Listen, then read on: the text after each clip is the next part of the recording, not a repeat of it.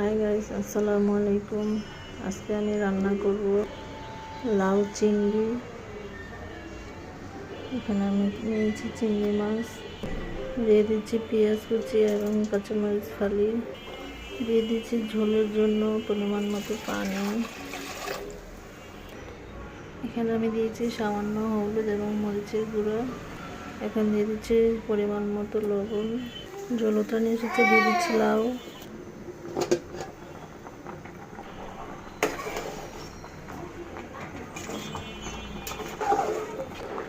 লাউ সিদ্ধ হয়ে গেছে, এখন আমি বাগার দিব পেঁয়াজ দিয়ে। এখানে কিন্তু আমি আদা রসুন ধনিয়া বাটা কিছু দেইনি। চুলায় বসিয়েছি, কড়াই দিয়ে দিচ্ছি তেল, দিয়ে দিচ্ছি পেঁয়াজ কুচি। পেঁয়াজ ব্রাউন কালার হয়ে এসেছে, এখন আমি বাগারে ঢেলে দেব। আমি ঢেলে দিয়েছি।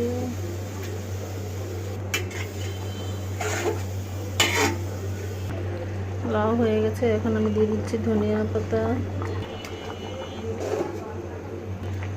লাউয়ের কালারটা কত সুন্দর হয়েছে। লাউ হয়ে গেছে, এখন আমি নামিয়ে নিয়েছি। লাউটা খেতে অনেক মিষ্টি মিষ্টি লাগছে। আজকের মতো এই পর্যন্ত। সবাই ভালো থাকবেন।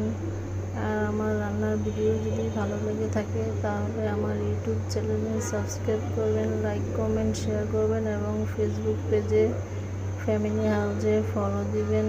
সবাই লাইক কমেন্ট শেয়ার করবেন। আজকের মতো এই পর্যন্ত। আসসালামু আলাইকুম।